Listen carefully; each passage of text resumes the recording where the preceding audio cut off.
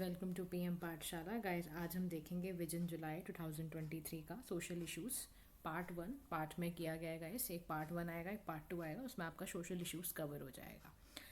तो guys social issues तो हम सबसे पहले आज डिस्कस करेंगे इसमें right based approach for development. क्या है ये टॉपिक, क्यों आया, ये सब के बारे में आपको बिल्कुल अच्छे से पूरा विवरण के साथ पता चलेगा, विस्तार के साथ।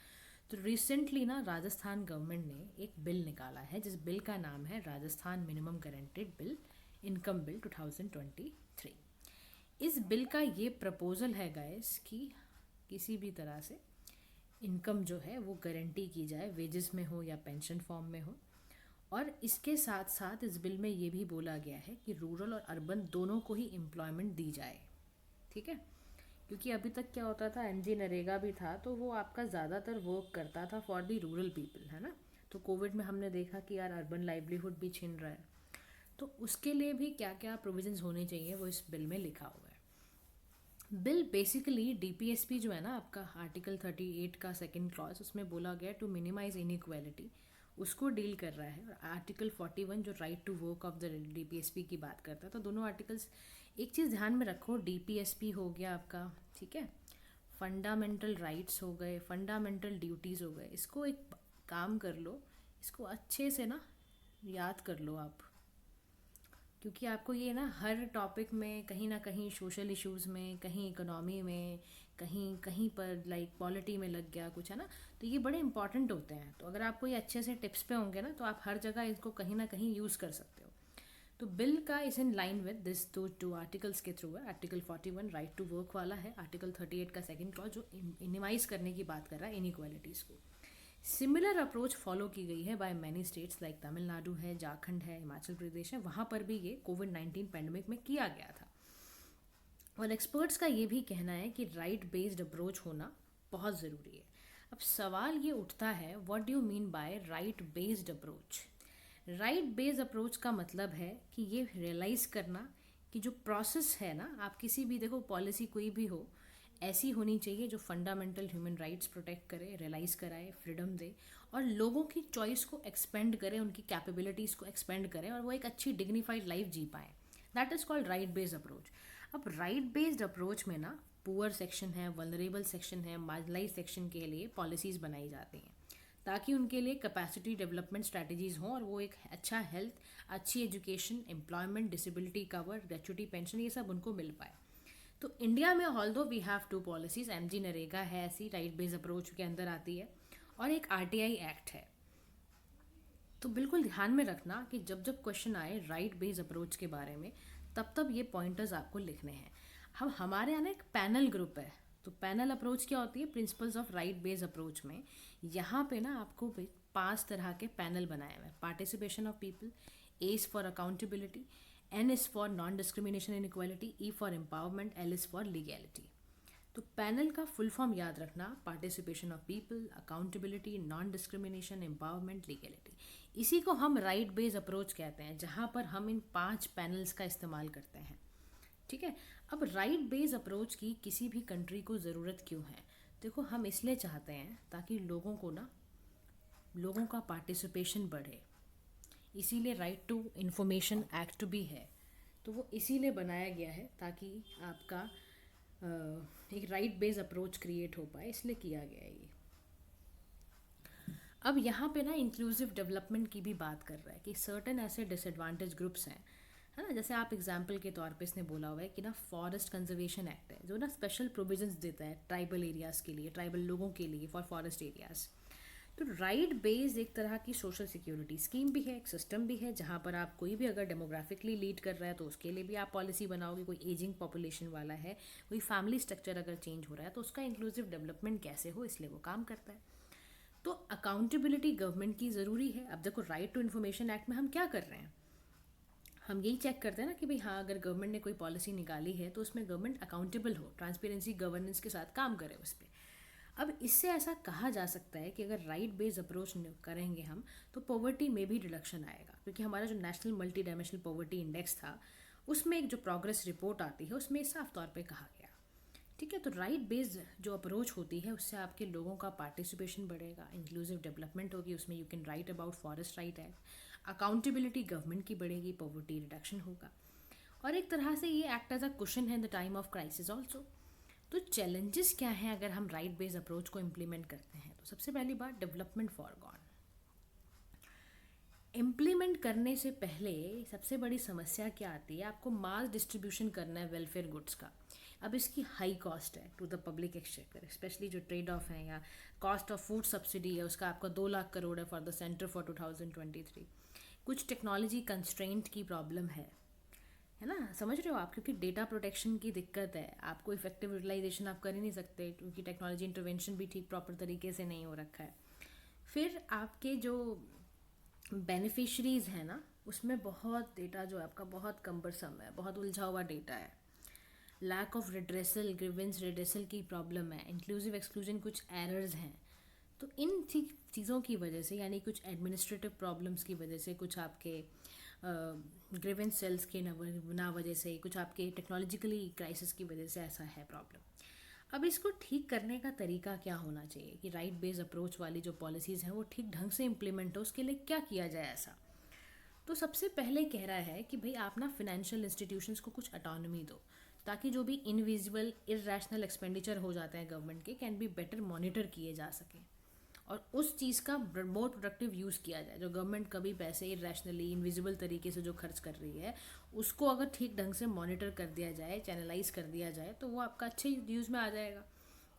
आप जैसे अपने ऊपर एग्जाम्पल दो, ठीक है, आप अपने बारे में ना सोचा करो कि एक महीने में जो आपका फाइनेंशियल बजट है वो कितने का है और आप कितना खर्च करते हो गलत गलत जगहों पर जहाँ आपको लगता है कि आप वेस्ट करते हो पैसा। जब आप ये देखना शुरू करोगे ना तो आपको समझ आएगा कि यार मैं ना इतना पैसा तो बेकार में उड़ा रहा था। तो वो पैसा फिर आप प्रोडक्टिव यूज़ में लगाओगे, उसको सेव करोगे या उसकी कुछ इन्वेस्टमेंट करोगे या कुछ और ऐसा करोगे जिससे कि वो प्रोडक्टिव यूज़ हो। तो ऐसे ही ना कंट्री को भी चाहिए कि ऐसा फाइनेंशियल इंस्टीट्यूशन हो जिसको अटॉनमी हो और वो फुल तरीके से इसको चेक कर पाए।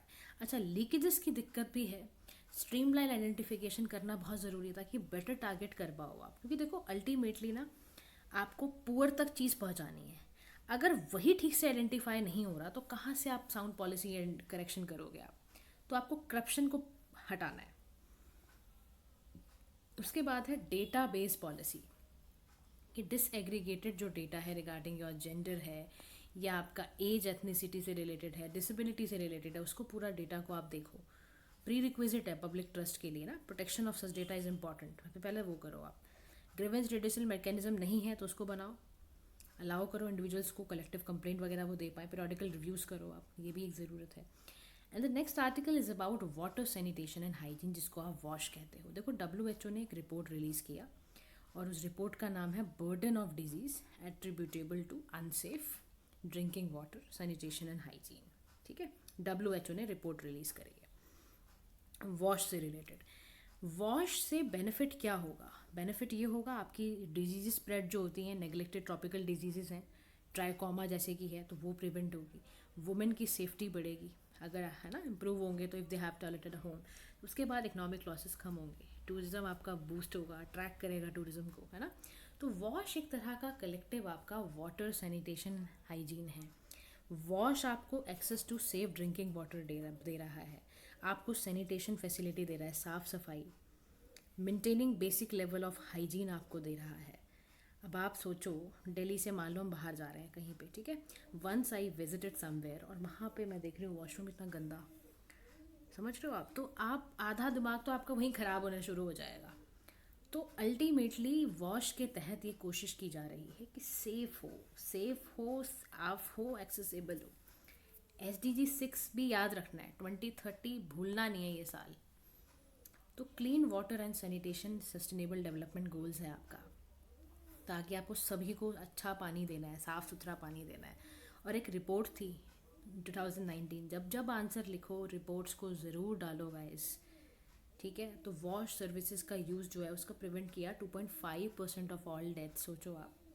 तो disability adjusted life years globally आपका 2.9% को प्रिवेंट कर रहा है। तो ऐसी रिपोर्ट्स का आपको ज़रूर वर्णन करना है व्हाइल राइटिंग योर आंसर्स, ठीक है। कौन सी? डली report, disability adjusted life years वाली रिपोर्ट से पता चला कि अगर वॉश सर्विसेज का सही इस्तेमाल होगा तो 2.5% डेथ बच पाएंगे। करंट स्टेटस अगर एज पर यूनिसेफ की बताओगे तो आप, number of people defecating in open in India वो काफ़ी रिड्यूस हुआ है। 450 मिलियन पीपल ने काफ़ी रिड्यूस करा है करना। अगर इनएडुकेट होंगी, सोचो आप, वॉश सर्विसेज, तो आप हेल्थ फैसिलिटीज़ फिर कहाँ से दोगे? फिर कहाँ से आप कहते हो कि भैया बचपन में बच्चा पैदा हुआ, 1 साल का भी नहीं हुआ, डेथ हो गई? तो उसको रोकने के लिए ज़रूरत था। लेकिन हमारे साथ दिक्कत क्या है कि फिर भी वॉश इम्प्लीमेंटेशन में प्रॉब्लम आती है। आपको पता है ना, हमारी कंट्री में पॉलिसीज़ बहुत अच्छी बनी हुई है। रूट कॉज और रिजल्ट में जो आता है प्रॉब्लम, वो जो निकल कर आती है वो ये आती है कि उसको ठीक ढंग से इम्प्लीमेंट नहीं करा गया, उस पर चैलेंज आ रहा है।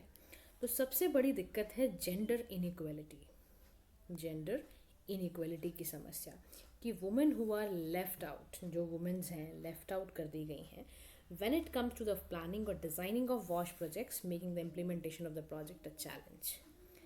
वुमेन को छोड़ दिया जाता है प्लानिंग में, डिज़ाइनिंग में। जब वॉश का प्रोजेक्ट, सोचो वुमेन के लिए ही बनाया जा रहा है ना, आप सोचो वॉशरूम्स अगर क्रिएट होंगे तो वो वुमेन के लिए क्रिएट हो रहे हैं।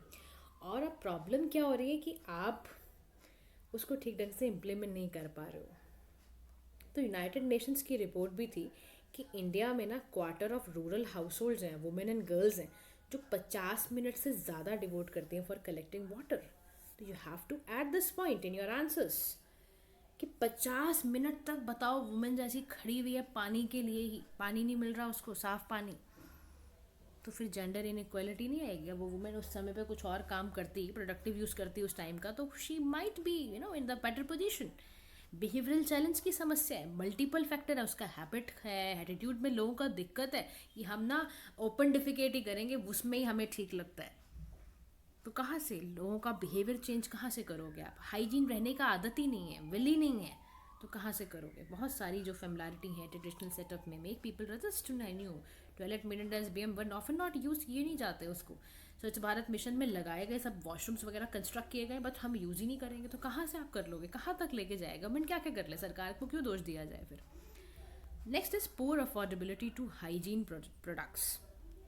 So, for example, in the remote location, not many women can afford to buy enough sanitary pads नहीं होते, डिस्पेंसर्स नहीं बनाए गए हैं, menstrual cups नहीं होते, टैम्पून्स वगैरह नहीं होते हैं, तो वो गलत प्रोडक्ट्स यूज़ करके, फिर आप समझते ही हो यार, गलत चीज़ें इस्तेमाल करके, है ना, डर्टी क्लॉथ्स यूज़ करके वो फिर और बीमार हो जाती हैं। सिविल सोसाइटी की तरफ से कोई इन्वॉल्वमेंट नहीं होती, एनजीओज वगैरह कुछ भैया अवेयरनेस क्रिएट करें, वो सब नहीं है। अनसेफ ड्रिंकिंग वाटर है, ग्राउंड वाटर में इतना कॉन्टेमिनेशन है, फ्लोराइड आर्सेनिक इतना ज़्यादा मिलता है कि वो आपके 276 डिस्ट्रिक्ट इंडिया में इस प्रॉब्लम से गुजर रहे हैं। सीपीसीबी की रिपोर्ट थी ये, ठीक है। उस पर lack of information and hygiene infrastructure, lack of recent reliable information नहीं है। तो वे फॉरवर्ड में ये कहा जा सकता है कि बिहेवियरल चैलेंज एक जो है उसको ठीक करना है। Nudging was used under the SPM for changing open defecating behaviour. दरवाज़ा बंद कैंपेन चलाया गया था, तो मास मीडिया का इस्तेमाल करते हुए इसको ठीक किया जाए, अवेयरनेस क्रिएट की जाए, ताकि आपकी जो एजुकेशन है, कम्युनिकेशन है, वो सही ढंग से हो पाए। उसका बहुत ज़रूरत है guys. Gender sensitivity building codes हों, है ना, जैसे कि क्यूबिकल्स, आपके जो सेक्स सेग्रीगेटेड क्यूबिकल्स होते हैं क्लोजेस्ट टू द हाउस, ये सब का ध्यान रखते हुए चीज़ें क्रिएट की जाएं। और उसके बाद यहाँ पर ये कह रहा है कि देखो भाई, आपका कम्युनिटी का पार्टिसिपेशन के बिना नहीं हो पाएगा। One size fit for all approach को ब्रेक करेगा अगर आप लोकल फैक्टर्स का ध्यान नहीं रखोगे तो, ठीक है। एक चीज़ ध्यान रखना, नजिंग का यहाँ मतलब था, आपका जो ये टर्म आया था ना नजिंग, वो मैं आपको बता दूँ। नजिंग का बेसिकली गाइस मतलब होता है टू टच और पुश समबडी, है ना। मतलब इसका मतलब होता है आपका बेसिकली कि आपको कुछ ना पर्सन को अटेंशन को क्रिएट करने के लिए वर्ड यूज़ किया जाता है नजिंग, तभी दरवाज़ा बंद कैंपेन, है ना। उसके बाद आपका ना फोकस करना पड़ेगा डिसएडवांटेज एरियाज़ पे भी। कुछ लेफ्ट विंग एरियाज़ हैं आपके, वहाँ ह्यूमन रिसोर्सेज की वैसी दिक्कत है, वहाँ पर भी आपको इम्प्लीमेंट कराना है वॉश स्ट्रैटेजी को। तो you need more human resource and financial allocation for these areas. उसके बाद कॉस्ट एफिशिएंट इन्वेस्टमेंट चाहिए आपको। आप सोशल इंफ्रास्ट्रक्चर इस तरह से क्रिएट करो कि वो आउटकम बेस्ड अप्रोच का हो, और पैसा भी आपका कॉस्ट एफिशिएंसी के साथ लगा रहा है। स्ट्रेंथन करना है, इन्फोर्समेंट करना है आपको, मॉनिटर करना है, क्रॉस सेक्टोरल कोलैबोरेशन करना है आपको, बच्चों को, डिसेबिलिटी सेक्शन सभी को प्रोटेक्ट करना है, सबका ध्यान रखते हुए इस तरह से चीज़ें क्रिएट करनी है। तो this is how you have to make this answer guys, ठीक है. Now let's move to the another article of the day, that is WFP and global food crisis. World food programme है, global food crisis है. तो world food programme जो है आपका receive funding half of the operating requirements. तो WFP has a presence in over 120 countries में present है, territories to bring से life saving food to people displace by conflict, है ना. अब WFP के बारे में पहले जान लो आप. वर्ल्ड फूड प्रोग्राम्स के हेडक्वार्टर्स हैं रोम, इटली में, ठीक है. 1961 में ये आया और इसने काम करना शुरू किया 1963 में. वॉलेंट्री ऑर्गेनाइजेशन है, डोनेशन दी जाती है यहाँ पर, और इसकी एक रिपोर्ट आती है, global report on food crisis. तो याद रखो, अगर क्वेश्चन आ जाए who publish the report of global reports on food crisis, तो वर्ल्ड फूड प्रोग्राम का नाम याद रखना है. तो आप समझ रहे हो न्यूज़ में इसलिए रही क्योंकि WFP 120 कंट्रीज़ में है, वहाँ के लोगों को लाइफ सेव करना, फूड देना, डिस्प्लेस हुए हैं, कुछ डेस्टिट्यूट हुए हैं किसी डिजास्टर से, उसका खाने का ध्यान रखना इनका काम है. तो WFP is struggling to manage the crisis, but ये प्रॉब्लम है currently. WFP global food crisis को मैनेज नहीं कर पा रहा. अब ग्लोबल फूड क्राइसिस है ही क्यों? क्योंकि हंगर राइज हो गया है. क्यों? क्योंकि रशियन यूक्रेन वॉर कॉन्फ्लिक्ट नहीं ठीक हो रहा, जिसकी वजह से इकोनॉमिक डिक्लाइन है, कोविड-19 रहा है, डबल हो गया है, 345 million high level of food insecurity 2023 में झेल रहे हैं, फंडिंग नहीं आ रही, डिलीवरी असिस्टेंस की जाती है 44% मोर देन 2019 में, food and fuel prices because बढ़ गए हैं आपके, फंडिंग की दिक्कत है, लॉजिस्टिक्स की प्रॉब्लम है, रिमोट एरियाज़ में जहाँ एरिया बहुत डिफिकल्ट टू एक्सेस है. साउथ सुडान एरिया के बारे में लिखना कि यहाँ पे country are isolated during the rainy season. अब कहाँ से इनको प्रोवाइड करोगे आप? क्लाइमेट चेंज का दिक्कत इतना ज़्यादा आप देख रहे हो अभी दिल्ली में, मतलब दिल्ली में क्या पूरे इंडिया में देखो ना, मार्च से कितना रेनफॉल है, हिमाचल और आपका उत्तराखंड के हाल देख लो आप. तो वर्ल्ड फूड प्रोग्राम क्यों इम्पोर्टेंट है, क्यों बनाया गया बताओ? तो बनाया इसलिए क्या, SDG 2 भी तो भाई है आपके पास, क्यों टॉपिक पढ़ रहे हो? Food security, zero hunger under SDG 2. 2/3 आपका कॉन्फ्लिक्टेड अफेक्टेड एरिया है अभी. तो ये मील प्रोवाइड करते हैं, तो ये एफिशिएंट तरीके से काम कर पाए तो लॉजिस्टिक मैनेजमेंट इनको ठीक करना होगा. लोकल ऑर्गेनाइजेशन कंपनीज के साथ पार्टनर करें, ये टेक्नोलॉजी का यूज इस्तेमाल करें ताकि ट्रैक कर पाएँ, ऑप्टिमाइज कर पाएँ फूड डिलीवरी. लोकल कम्युनिटीज़ को एम्पावर करो. तो working with local communities and empowering them to take an active role in food security. Better coordination करें बाकी एजेंसीज के साथ, डेटा एनालिसिस करें, कहाँ तक पहुँचा, कैसे पहुँचा, लोगों की इसमें आवाज़ आ रही है उसके बारे में सोचा जाए कि लोग जहाँ पर आवाज़ पुकार रहे हैं तो वहाँ तक आपका जाए चीज़, है ना. तो this is about this thing. Now let's move to the another article and this is the